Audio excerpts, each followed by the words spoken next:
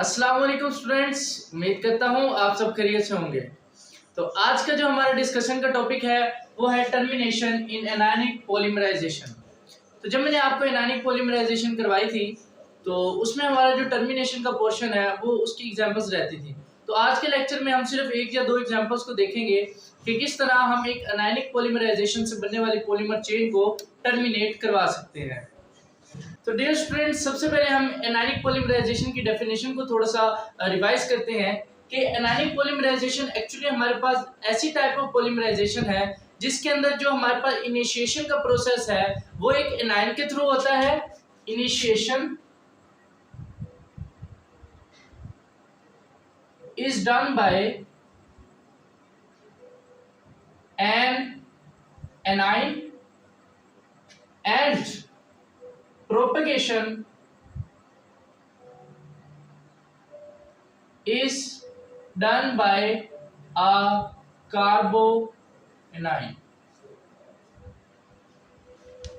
कि anionic polymerisation हमारे पास ionic polymerisation की दो टाइप्स हैं, एक एटायनिक और एक एनायनिक। तो एनायनिक पॉलीमराइजेशन वो पॉलीमराइजेशन होती है जिसके अंदर जो इनिशिएशन का प्रोसेस है वो हमारे पास एनायन के थ्रू होगा और जो चेन की प्रोपगेशन है वो हमारे पास एक कार्बो एनायन के थ्रू होगी। तो मैंने आपको वहां पे पूरा मैकेनिज्म समझाया था कि किस तरीके से एक एनायन मोनोमर मॉलिक्यूल के ऊपर अटैक करता है, उसके पाई इलेक्ट्रॉन्स को आगे कार्बन के ऊपर शिफ्ट करता है, उसके साथ सिग्मा बॉन्ड बनाने के बाद हमारे पास एक कार्बन आयन जनरेट होता है जो फर्दर मोनोमर मॉलिक्यूल्स के ऊपर अटैक करता जाएगा और हमारे पास पॉलीमर चेन बनती जाएगी। तो आज का जो हमारा टॉपिक है वो है पॉलीमराइजेशन। जो एनायनिक पॉलीमराइजेशन है उसमें बनने वाली चेन को हमने टर्मिनेट किस तरीके से करना है। तो डियर स्टूडेंट्स, मैंने आपको वहां पर भी बताया था कि जो टर्मिनेशन है एनायनिक पॉलीमराइजेशन में वो एक स्पॉन्टेनियस प्रोसेस नहीं होता। Is not a spontaneous process. यानी जैसे कि हमने फ्री रेडिकल मैकेनिज्म में देखा या केटायनिक मैकेनिज्म में देखा, वहां पर चेन की अगर हम रिएक्शन कंडीशंस को कंट्रोल करें तो चेन कपलिंग हो जाती है या डिस्प्रोपोर्शनेशन हो जाती है या हाइड्रोजन ट्रांसफर हो जाता है। एक स्पॉन्टेनियस प्रोसेस के थ्रू हमारे पास जो है वो चेन टर्मिनेट कर जाती है फ्री रेडिकल मैकेनिज्म में और केटायनिक मैकेनिज्म में। लेकिन इसके बरक्स अगर हम टर्मिनेशन इन एनायनिक पॉलीमराइजेशन की बात करें तो यहाँ पर ये एक स्पॉन्टेनियस प्रोसेस नहीं होता, खुद ब खुद इस चेन की टर्मिनेशन नहीं होती। इस चेन की टर्मिनेशन करवाने के लिए हमें बाहर से या तो कोई इंप्योरिटी ऐड करना पड़ती है या फिर एक स्ट्रॉन्गली आयनिक सब्सटेंस हमें इसके अंदर ऐड करना पड़ती है। तो मैं लिख सकता हूं to terminate the chain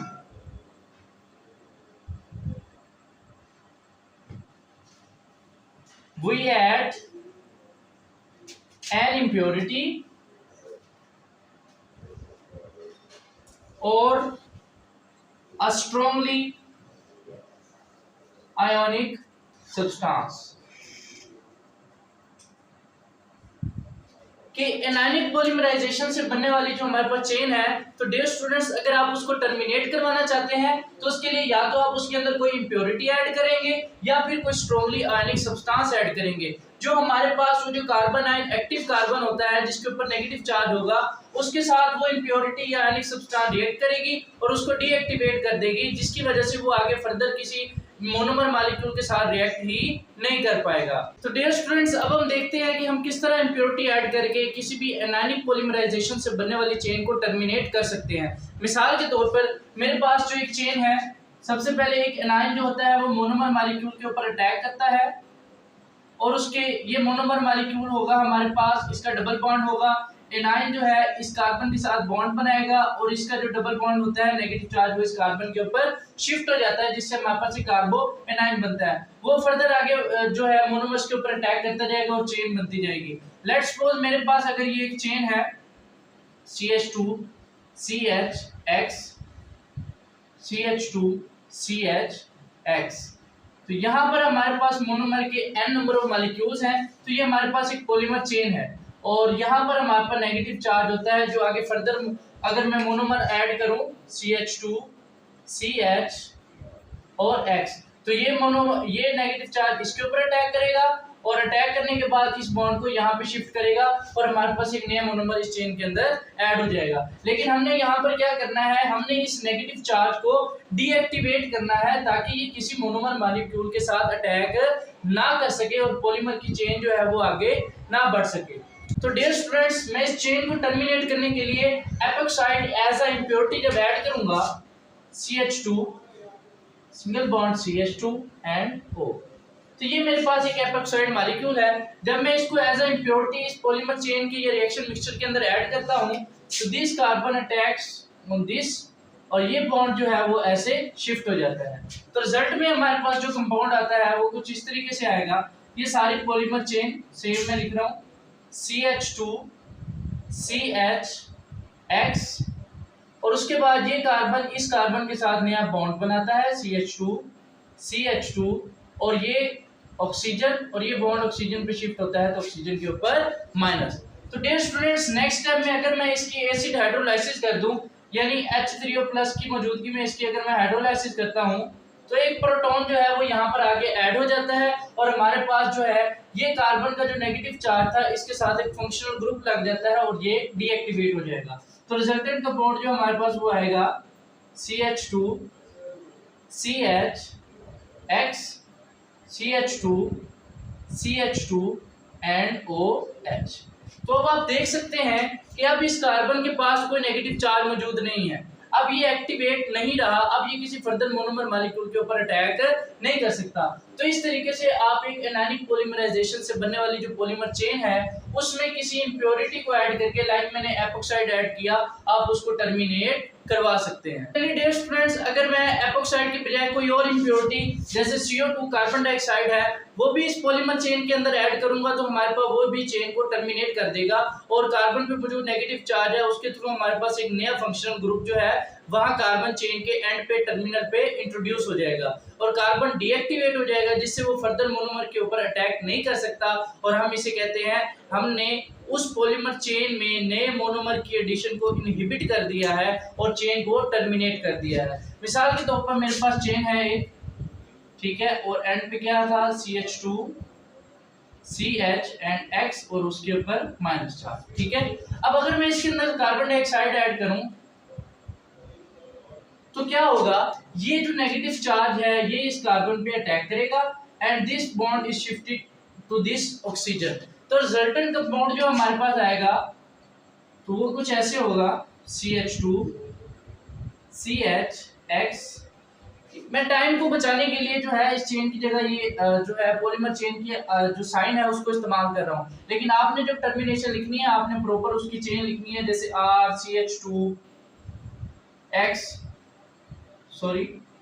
CHX और वो प्रॉपर चेन आपने इसके यहाँ पर लिखनी है।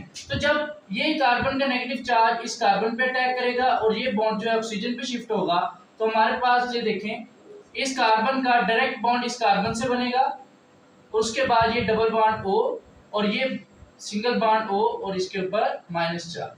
क्लियर होगी बात। तो डियर स्टूडेंट्स, नेक्स्ट स्टेप में अगर मैं इसके हाइड्रोलाइसिस कर दूं एसिड हाइड्रोलाइसिस सेम उसी तरीके से तो हमारे पास जो कंपाउंड होगा ये नेक्स्ट हमारे पास जो प्रोडक्ट बनेगी वो कुछ ऐसे होगी। ये हमारे पास पॉलीमर चेन CH2 CHX उसके बाद C डबल बॉन्ड O और ये OH। तो हमारे पास इस कार्बन के एंड पे जो कार्बन आयन था यहाँ पर एक कार्बोक्सिलिक एसिड फंक्शन ग्रुप जो है वो इंट्रोड्यूस हो गया। तो इस तरीके से भी अब आप देख सकते हैं इस कार्बन के ऊपर कोई एक्टिव चार्ज मौजूद नहीं है जिससे ये फर्दर मोनोमर के साथ रिएक्ट कर सके। तो इस तरीके से आप एक एनायनिक पॉलीमराइजेशन से बनने वाली चेन के अंदर कोई इंप्योरिटी ऐड कर सकते हैं, जैसे एपॉक्साइड ऐड कर दें या कार्बन डाइऑक्साइड ऐड कर दें, जब कोई स्ट्रांगली आयनिक सब्सटेंस ऐड कर दें तो वो भी इस कार्बन पे मौजूद नेगेटिव चार्ज को न्यूट्रलाइज कर देगी, डीएक्टिवेट कर देगी, जिसकी वजह से ये जो हमारे पास पॉलीमर चेन है फर्दर मोनोमर के मॉलिक्यूल के ऊपर अटैक नहीं कर सकती। इसके साथ साथ एक और बात बहुत इंपॉर्टेंट है कि मैंने जैसे आपको लेक्चर के स्टार्ट में बताया कि ये जो एनायनिक पॉलीमराइजेशन से बनने वाली जो है इसकी जो टर्मिनेशन है इस चेन की वो स्पॉन्टेनियस नहीं होती, खुद ब खुद नहीं होती। इसलिए अगर आप कंट्रोल कंडीशंस रखेंगे रिएक्शन मैकेनिज्म के दौरान तो जब तक रिएक्शन मिक्सचर के अंदर मोनोमर मॉलिक्यूल्स मौजूद हैं